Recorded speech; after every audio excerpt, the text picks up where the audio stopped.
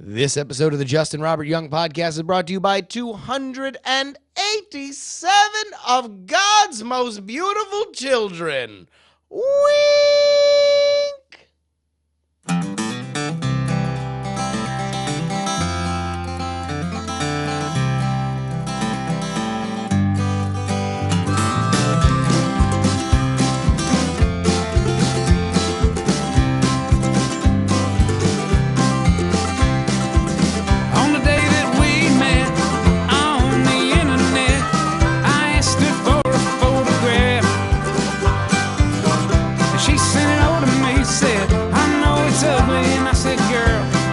Ugly ain't the half, look at you.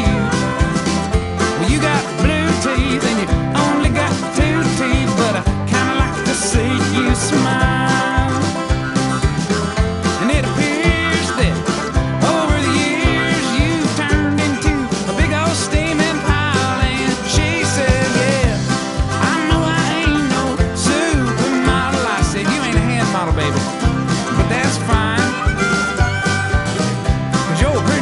By most people's standards, but you're alright by mine. And that, my friends, is not just a song by the immortal Possum Posse. That is not just lyrics by the great and talented Jomo. No, those are the credo by which we live our lives. You're pretty damn ugly by most people's standards, but you're all right by mine. Welcome to the house that awkward jizz stories built, the Justin Robert Young Podcast.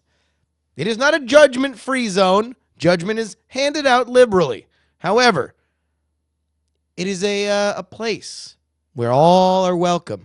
I'm wearing a robe right now for anybody not watching this on YouTube or live on diamondclub.tv. Want to know why? Because I'm feeling a little relaxed here this week. Feeling like I got a handle on some shit. You know, we're outside of South by Southwest last week. I'm not going to lie to you folks. I was a little fucking faded. I was a little burnt out. It's a lot taxing the ego of even a man who is endowed with the gift of gab like your old pal Jerbs McJerbsiston. It's a Hungarian name, Jerbsiston. However, I come to you rested and relaxed, ready to do a hell of a show. And we're not just doing, me talking about some stuff. I'm going to talk about some stuff. But you want to know what? Every week I come on and I say that these fucking emails that you guys send me blow the fucking doors off. And so I go get new doors, thinking they can't get blown off by further emails, and I'll be a motherfucker if they don't end up in the goddamn driveway like all the others. Because these emails that I keep fucking getting are just fire. Fire. That cush be loud. This is my new character. Guy yelling hip-hop phrases in the whitest voice possible. That cush be loud.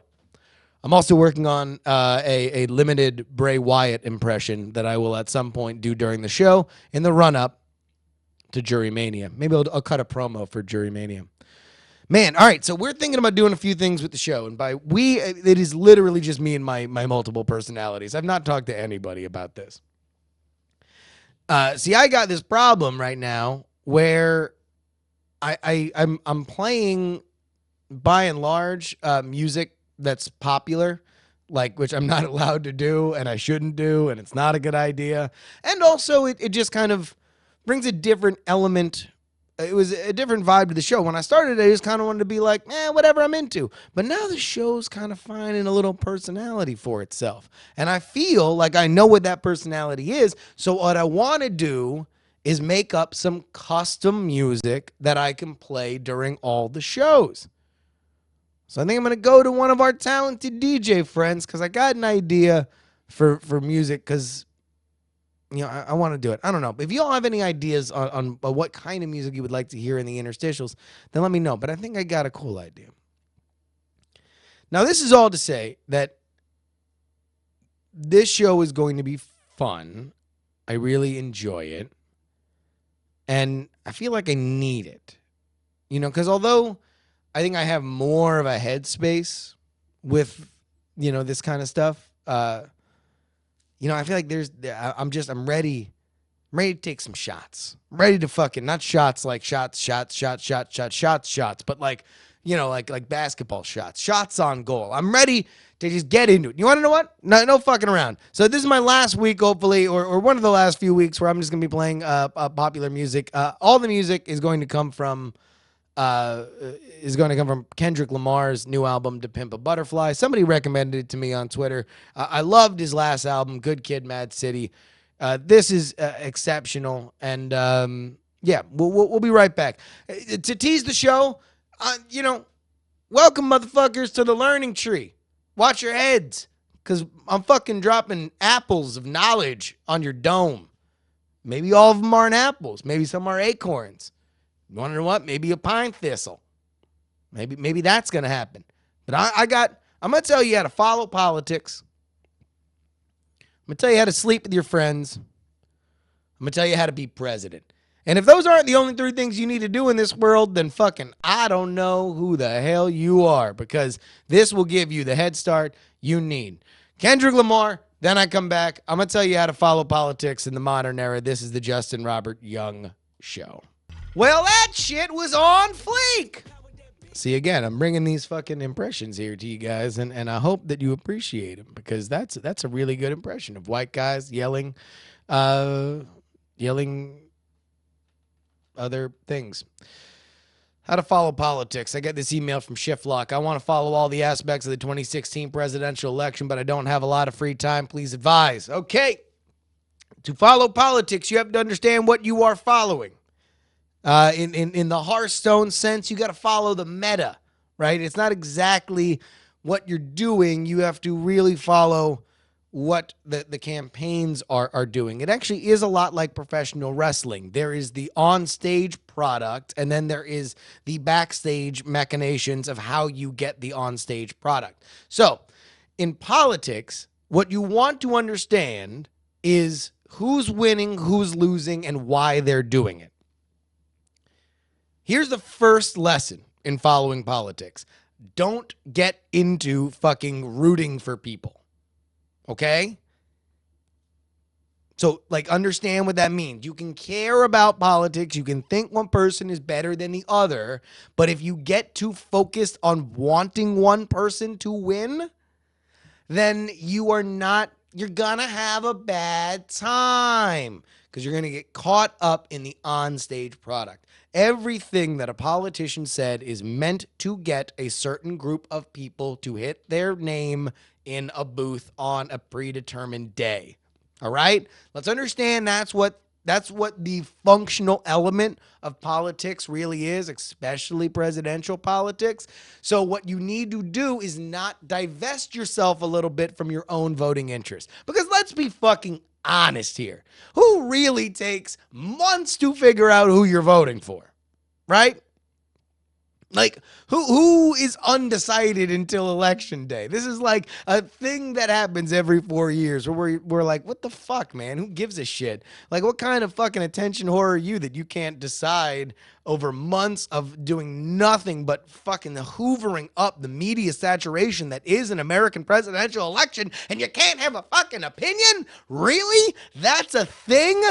I don't think so. So make your decision up. I'm not saying don't have a political opinion. I'm saying divest it from you following the product. So, what are you looking for? What is love? Baby, don't hurt me. You are watching right now maneuverings. This is basically everybody kind of elbowing in to see who is going to have a good head start once everybody eventually kind of throws their hat into the ring. So Ted Cruz this weekend kind of made it official he's going to run. What does that mean? Well, it means that Ted Cruz is behind other people in his division, in the Republican division. He's got to start to make a name for himself. He's got to start to get a little bit of momentum. So what he's doing is he's sacrificing time that he could be otherwise as a private citizen be out soliciting money from a bunch of randos. Once you are a declared presidential candidate, you now fall under FEC regulations, Federal Election Commission regulations.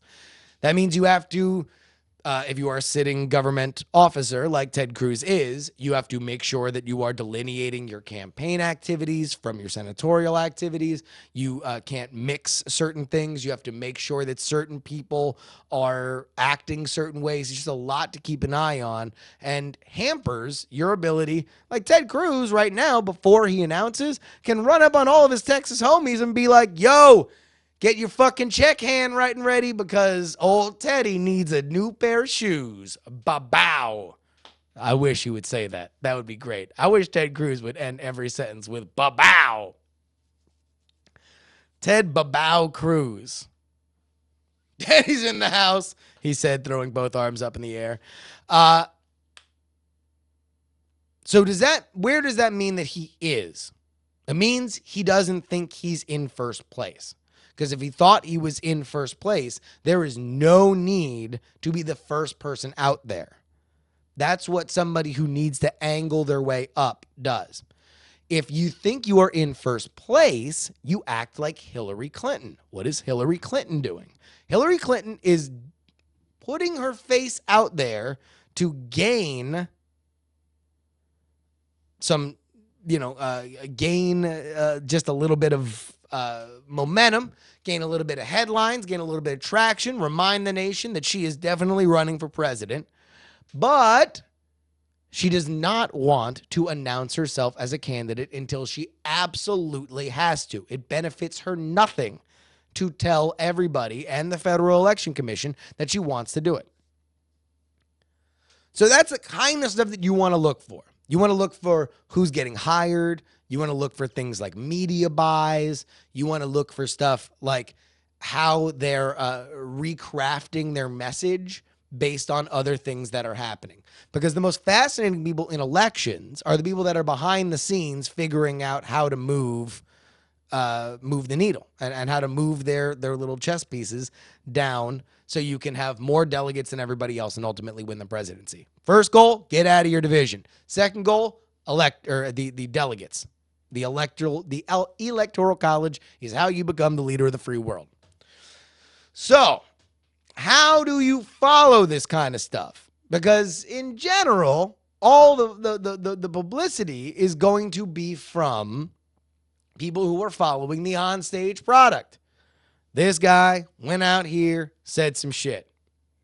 I mean, it's the same stump speech. And then really you just get caught up in who fucked up. That's really the only thing that like the mainstream media does cover accurately that really affects the game is if you're fucking up, then all of a sudden you got something to make up for and now you got to rejigger where you're going. And also remember that fuck ups are by and large, fuck ups that stick are revelations of already existing gaps in their credibility, their ability to be president.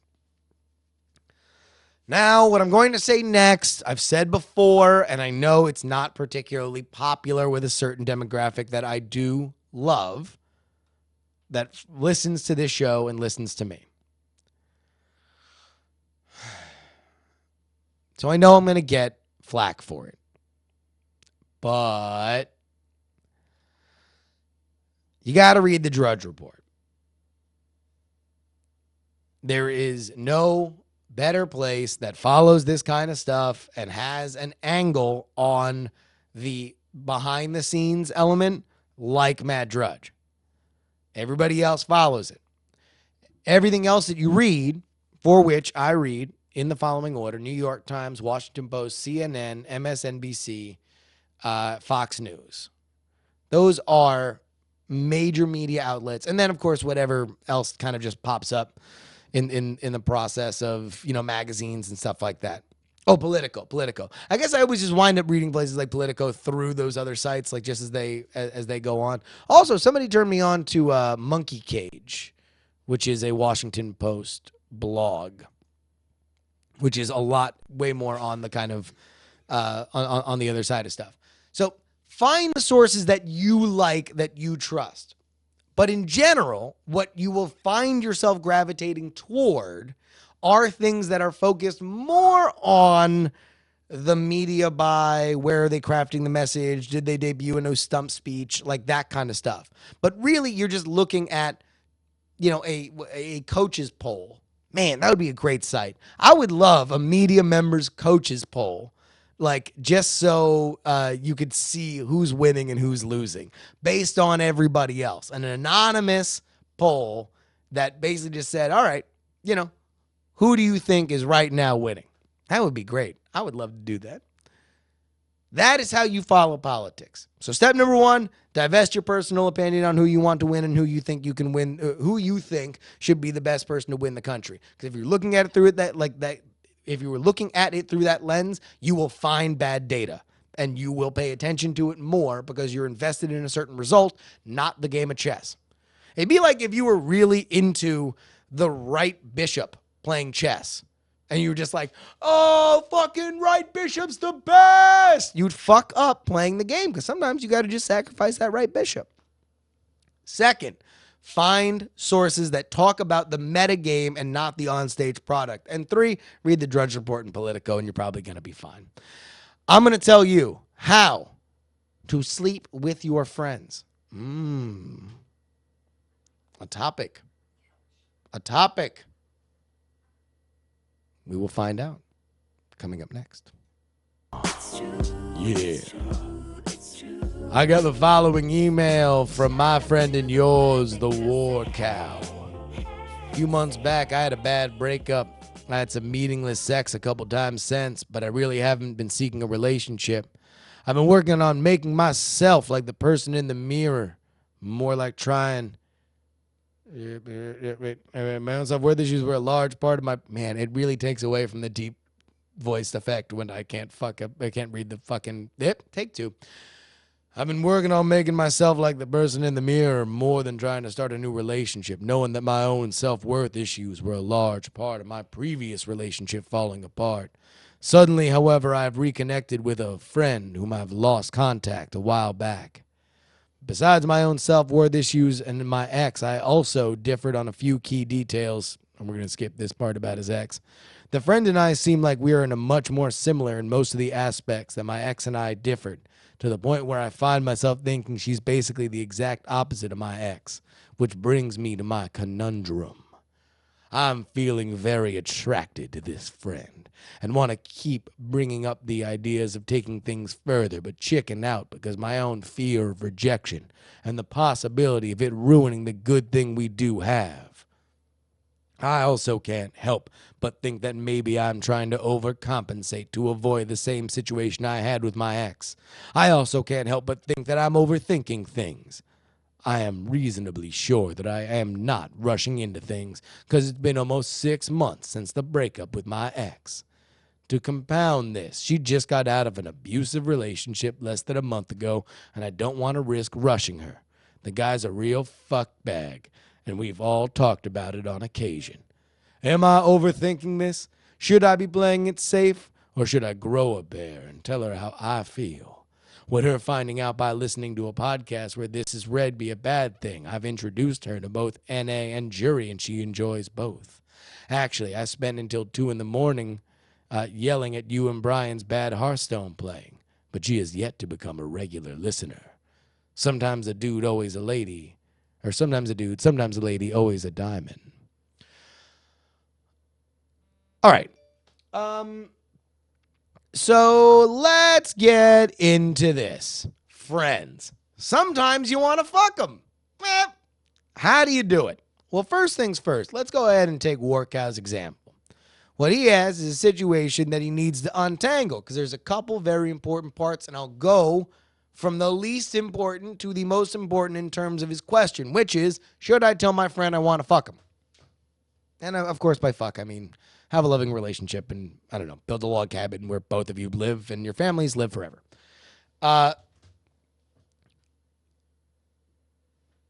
So So you just came out of a relationship and you're still kind of fucked up about it.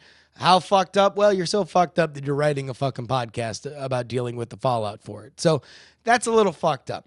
It's been 6 months, but you need to separate that from everything else. This is what we might like to file under why for your motherfucking problems. Don't bring that on other people or factor it into your relationship with somebody else, or else everything that goes forward with that relationship will be affected by the bullshit that you brought into it initially. That's number one. Number two, you are now in a friendly relationship with this person. You have known them, you just reconnected with them on a friendly level. That's a special thing. You have to protect that element of stuff before and after anything else. Now, you might think, well, if I am so focused on keeping the friendly element of our relationship together, then am I introducing the romantic element? Am I friend zoning myself? You're not. And I'll get the why you're not in a second. Here's the third most important part of how you're going to deal with this situation. You wrote this whole email, Warco, and we're buddies. I've read your emails a couple times on this show.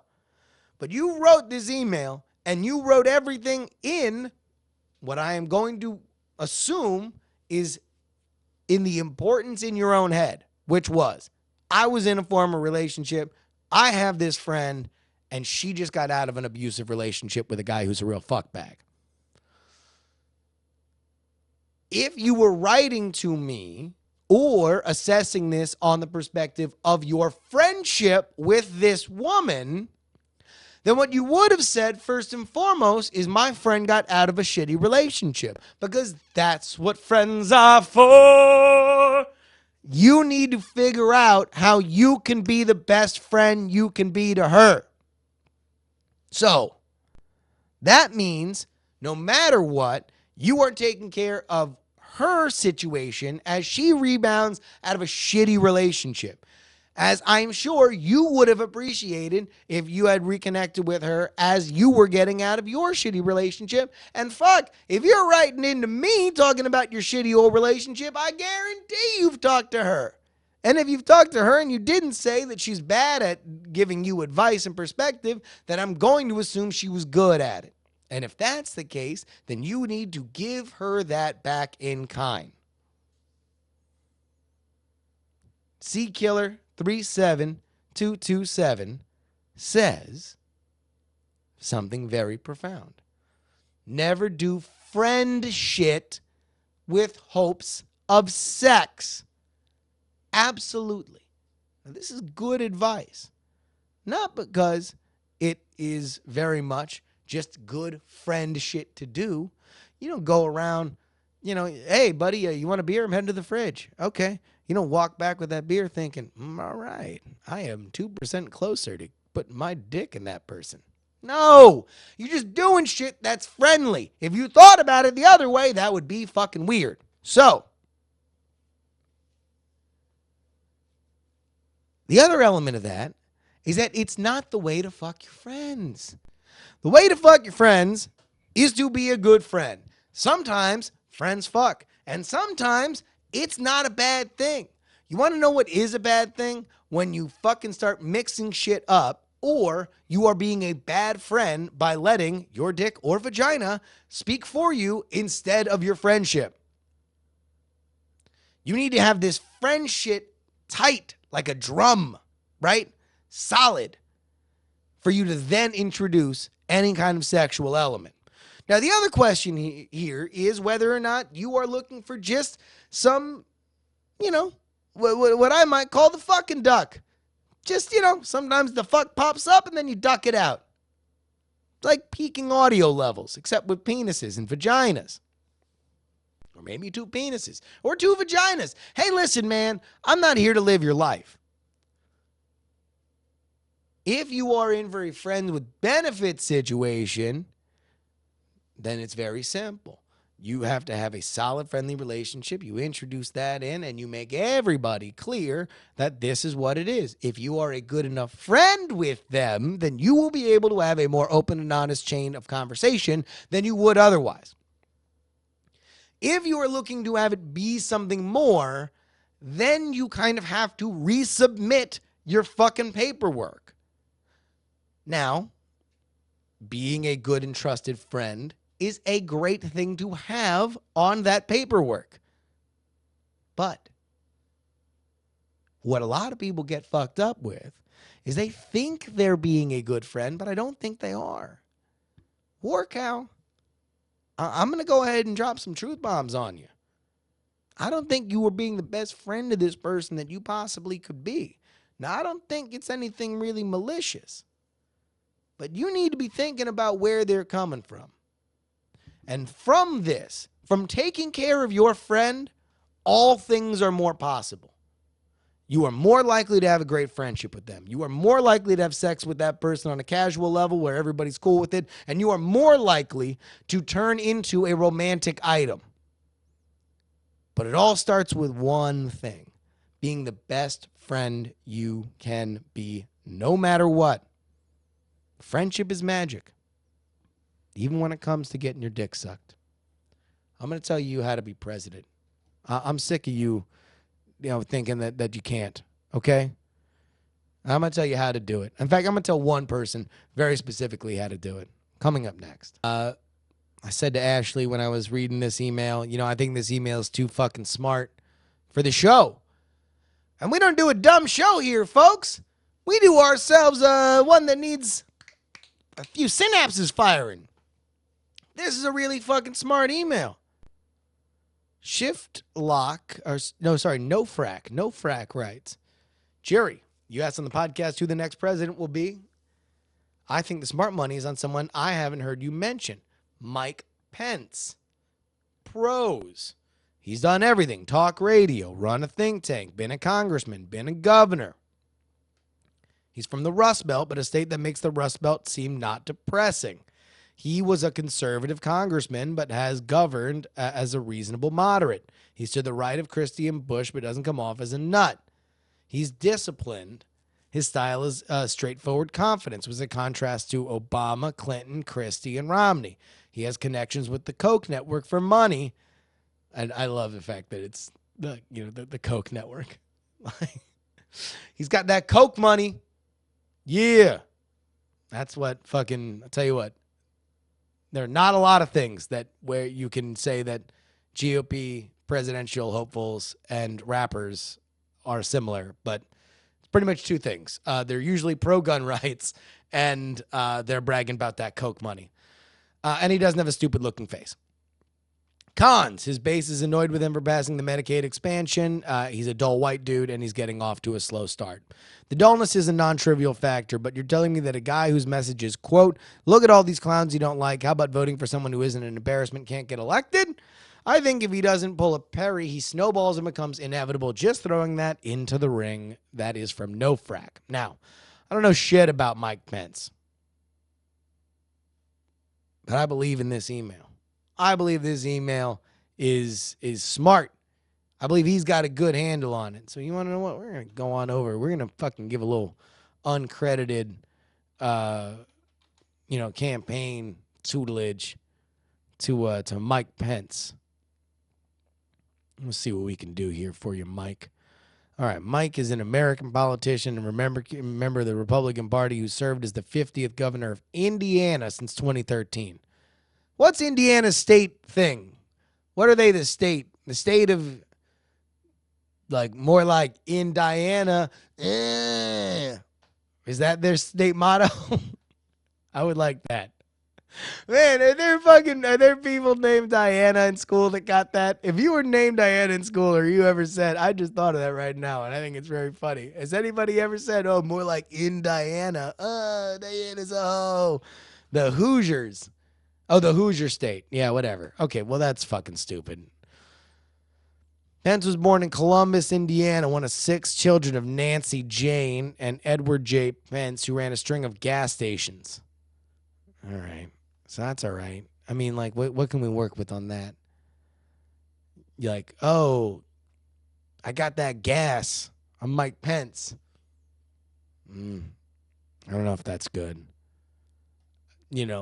Flammable Pence style. No, okay, let's keep moving on. After graduating Hanover, Pence served as an admissions counselor. Oh, geez. Oh, fuck, man. Like, listen, this dude, it's not just that he looks like a dull white guy. Like, he's got, like, his dull white guy game is tight. His dull white guy game is on flake. An admissions counselor, you can't get more duller or white than admissions counselor from 1981 to 1983. He worked as an attorney in private practice. Fuck! Even more dull and white. He continued practicing law following a second run to Congress and then became a talk radio host. The Mike Pence Show aired weekdays on 18 stations throughout the state. Additionally, Pence hosted a weekend talk show out of Indianapolis, Naptown, from 95 to 99. So he ran for governor and he won. Man, I'll tell you, I was seriously, this whole bit was going to be me trying to fucking dress up Mike Pence. But I don't know if I can do it. Fuck, man. All right, Mike, listen, I'm gonna try my best. I'm gonna give you a free social media makeover. We're gonna memeify Mike Pence. Oh shit. Well, number one, so I just Google image search Mike Pence, and there are 4 things: Mike Pence family, Mike Pence wife, Mike Pence bodybuilding. What? There's a bodybuilder named Mike Pence. And this guy is fucking ridiculous. There's a lot of him fucking flexing. There's him wearing only attire. That's crazy. He's got a tribal tattoo. All right, so first off, here's what you got to do. Mike Pence, I'm not the bodybuilder, or am I? That's an interesting way to take it, because now we got a mystery on our hands here, Mike. I don't know. Are you lying? Are you really the bodybuilder? That seems kind of crazy because you don't seem like you're ripped like that. Gets people thinking, right? Now you might say, don't want to start things off with an intense ambiguity. Maybe the rest of my record could be called into question because I'm fronting on whether or not I'm the bodybuilder.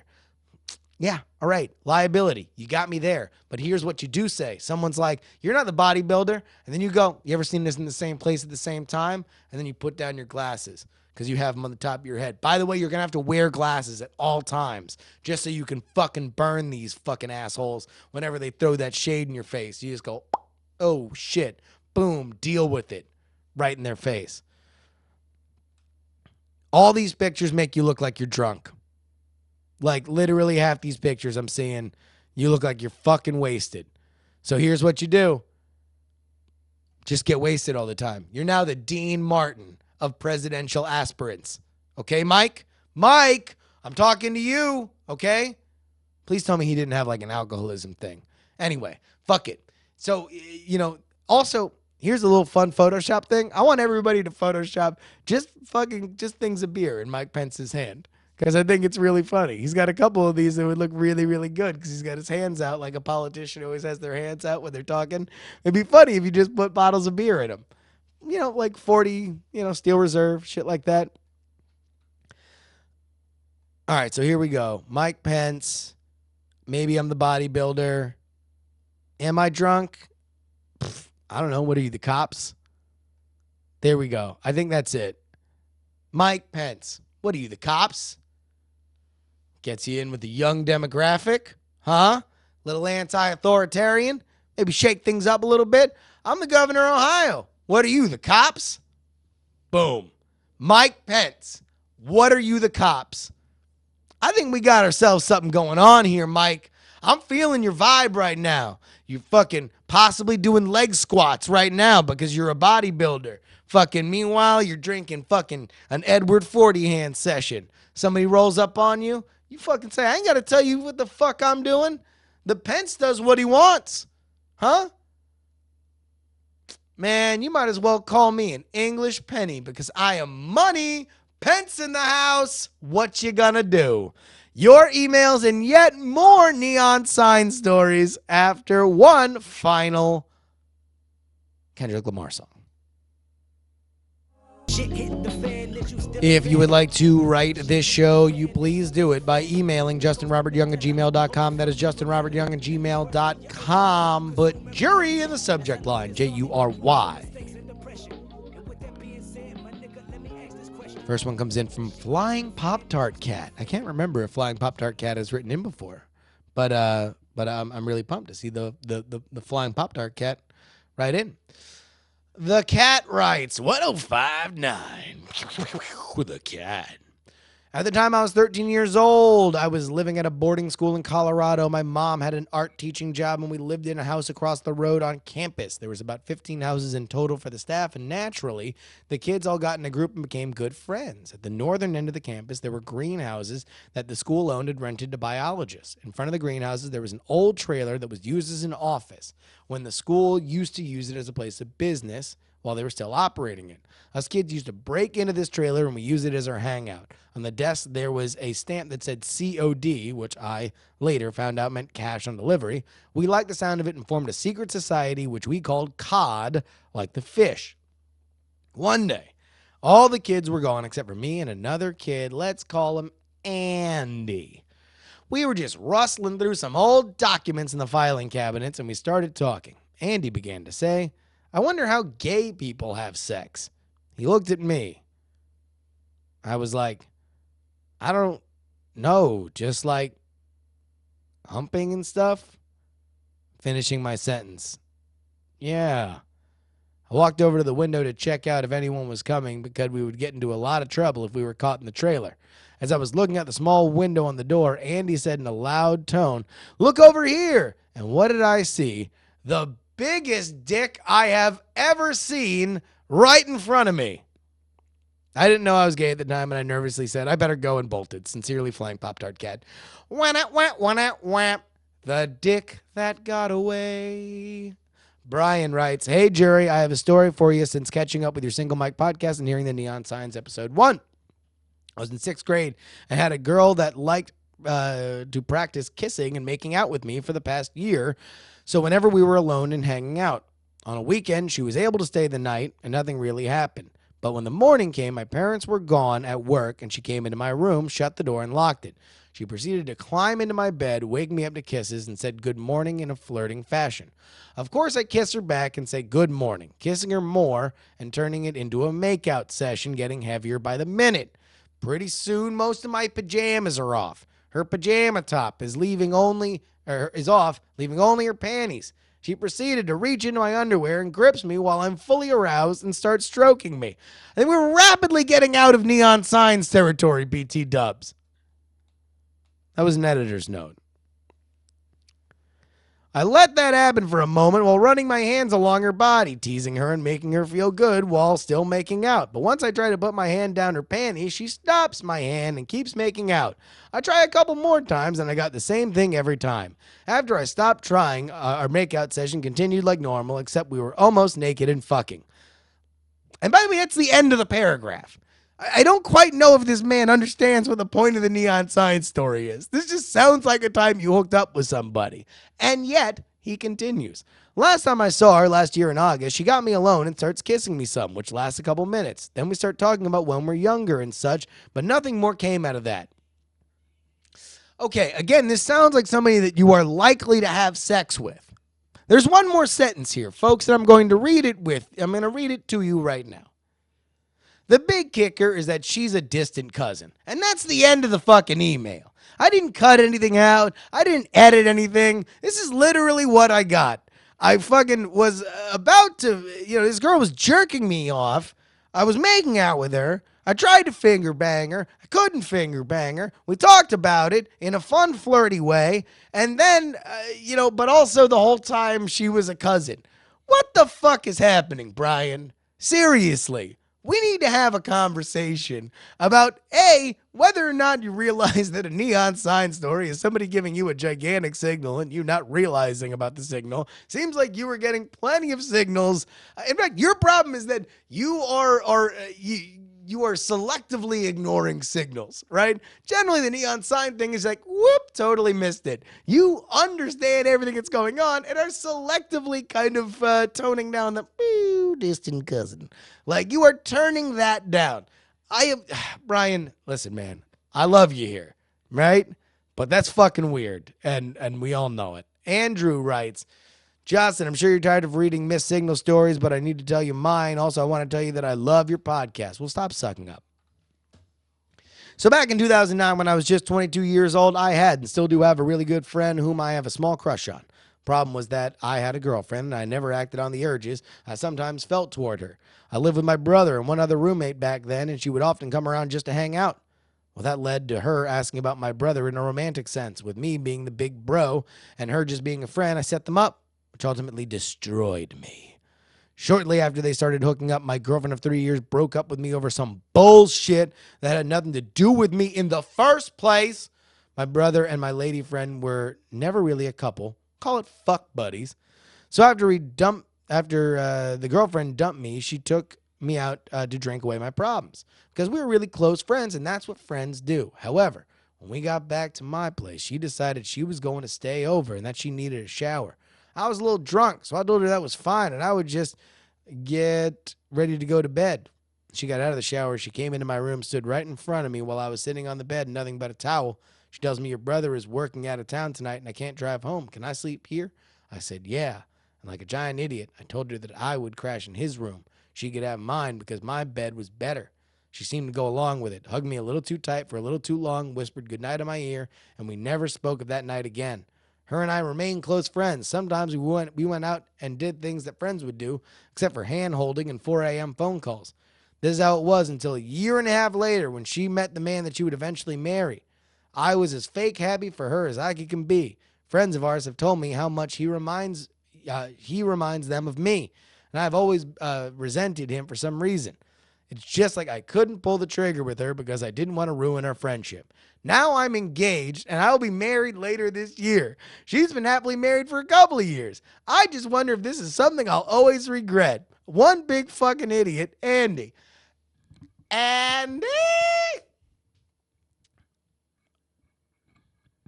This is a really weird episode of The Jury Show, especially when it comes to the emails, because Andy, you got a lot to unpack here, buddy. Fucking, this ain't baggage. This is the fucking hull of the Titanic. Holy shit. So, I mean, you're hung up on this chick. Number one, I hope, please just don't tell me that your wife has turned on to this show and she's like, oh, fuck. Andy, who am I marrying? So, whether or not the girl was into you is inconsequential. It didn't happen. Now, why didn't it happen? Well, I mean, you can point to a couple of things. You could blame it on yourself and you can make it a totally singular issue, or you can say that, it just didn't work out, or maybe she really wasn't all that into you. Now, if you never kind of had that situation where the topic was broached and she said no, that you're not telling me, then who knows? Either way, that ship is motherfucking sailed. And at this point, to go ahead and get with her would be a real climactic situation. You need to focus on whether or not you're happy with the woman you're marrying. What you'll really fucking regret is doing that. Because if you think that fucking letting someone go was painful when it would have been the right match to be with them, it's going to be 10 times more painful to hold on to somebody that you're not really all that fucking into. And don't make this about whether or not, but she would have been man. If ifs and nuts were candy and butts, then this saying would fucking make a goddamn lick of sense. Here's what you need to know. Be happy. If you're happy with your lady that you're marrying, then that's it. Everything else is going to work itself out. If you're not, then you got to fucking hit the reset button right now.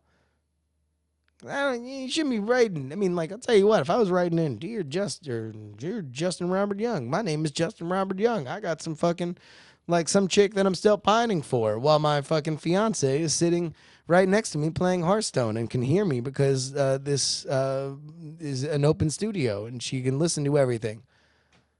I don't think she would appreciate that much. Would you appreciate that much? She wasn't paying attention. Fuck, all right, I'll continue my email. Justin, I really have this thing for this other girl. Now she's paying attention. And she is looking at me like I'm a big fucking idiot like Andy. Phil writes, I wish I had a neon sign story. Emo. Oh, man, Phil. I believe that one day you'll be so incompetent that you'll fucking not understand when sex is obviously available. Brian writes, I know this is a little late, but I thought I'd share this story from many years ago. My cousin had been prank calling me for about a week before this incident. I was working for my dad at the time and answered my phone from a number I did not know to the sound of a female voice.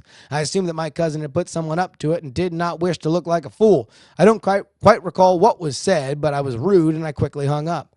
Fast forward a few days later, I go out to eat with my best friend and he asked me, hey, did you get a call from a girl? I felt my heart drop. He went on to explain that he knew this girl in his college class that had broken up with, and she just wanted, quote, a good guy to hold her through the night. So he showed her a picture of me and gave her my number. I never talked to or heard from her again. I mean, that's kind of weird. I don't know. I mean, she's probably crazy. I mean, someone to hold her through the night. Strangers? I don't know. She probably should have just hit the snuggery. Another Jason writes, hey, Jerry, here's a missed signal story for you. I've never been great at getting signals from 28, and I still probably miss a lot of signals from girls. Anyways, listening to some of your missed signal stories made me think about one time in high school. I just realized that I probably missed a big signal. We're fucking causing revelations on this show, folks. Huh? These people, they're having flashbacks, listening to our misadventures. It's fucking awesome. Whenever I had a free period in high school, I say returning to the letter, I would typically do homework, study, or read a book. Yes, I know, I was a nerd. I still am a nerd. One day during a free period, a friend comes up to me and sits down, and we chat about nothing important. Out of the blue, she asked me if I've ever had a blow job. I was a bit taken aback by the question, but I said no, I have not. She then asked if I shave my pubic hair. The conversation has now become really awkward, so I just don't say anything, let her continue. She asks, what if I wanted to go down on you right now? She put emphasis on right now. She continues, if you don't shave your hair and I gave you a blowjob, I'd get a mouthful of hair. That'd be gross. So, do you shave? I was probably turning beet red because the conversation was uncomfortable. The only thing I could say was, I have a big test the next period, and I should probably study, so I am going to go to the library and study now. Then I got up and left. I now realize that a redhead with nice tits probably wanted to take me into the bathroom and blow me right there. Well, now, Encyclopedia Brown, what was your first evidence? Was it when, hey, I want to suck your dick right now? You don't got to be Veronica Mars to put the fucking 1 and 2 together.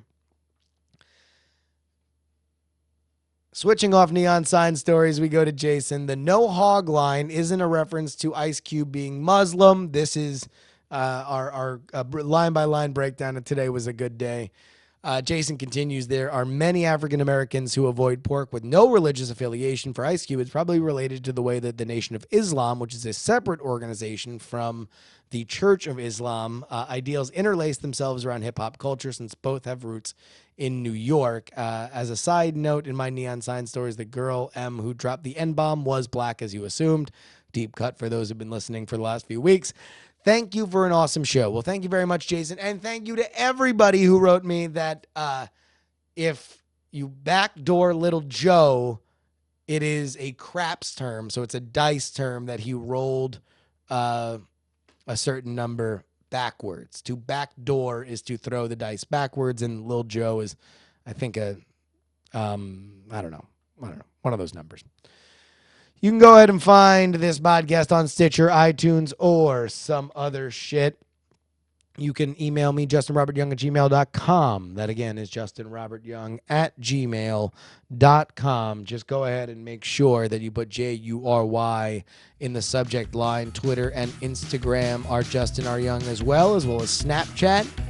Man, Snapchat me. Because every once in a while, I'll just give you a thumbs up and be like, that's great. Hashtag join the conversation at diamondclub.reddit.com.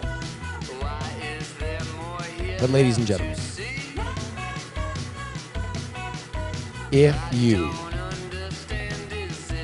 find yourself one day saying, I don't know where to get all of my presidential news. My name is Mike Pence, and I really want to be president, and I don't think it's going to happen. But my friend is really nice, and I think that we would make good fuck buddies, and you are at the bottom of the barrel. When all of a sudden you think to yourself, I'm going to end it all, I tell you, sir and or madam, do not. Because you've got an army behind you. An army of Diamond Club, an army of Chat Realm. You have one clarion voice in your head, and it is my baritone wheeze. Whispering, nay, yelling. Please, don't.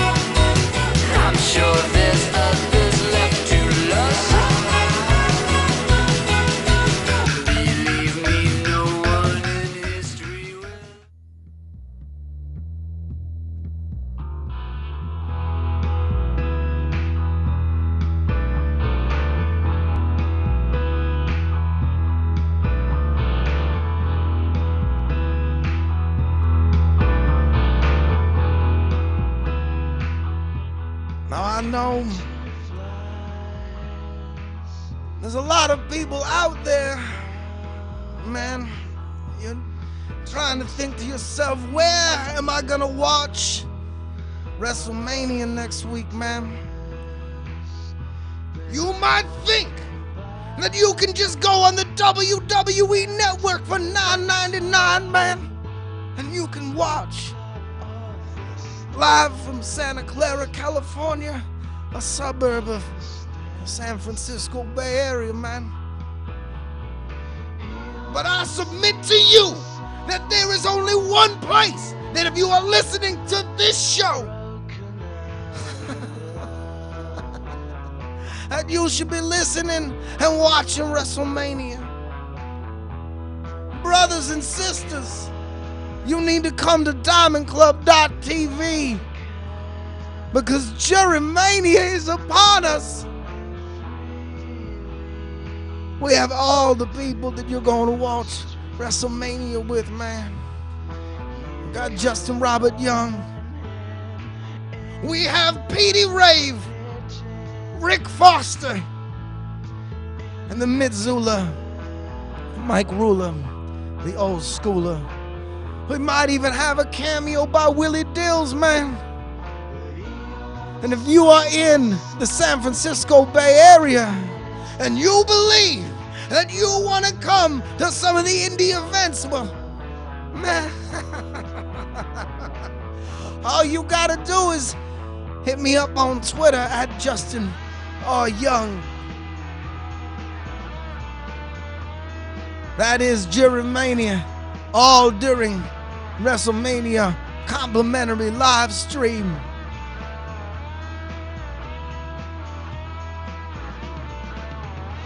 And Undertaker, I don't know, hopefully we'll have a good match too. This is my Bray Wyatt impression, man. Follow the Buzzards.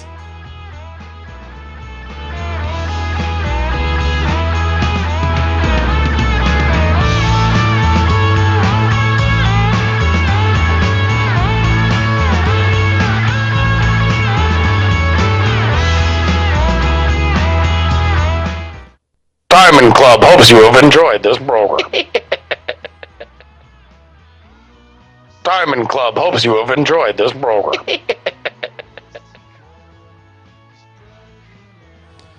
Boom.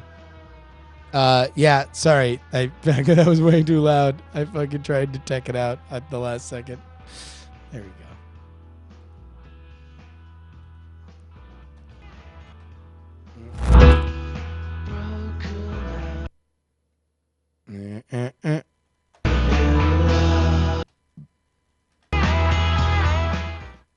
Diamond Club hopes you have enjoyed this program.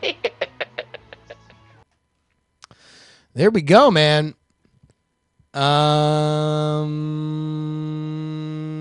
Yeah. What do you guys think about my limited Bray Wyatt impression? I'm really proud of it. You don't like limited Bray Wyatt? Yeah, so you just don't like Bray Wyatt. Yeah. You don't like his voice. You think his voice is annoying. So I did an accurate representation. I'm still trying to work on Hearthstone Cold Steve Austin. Yeah. Hearthstone Cold Steve Austin is not anywhere ready for prime time.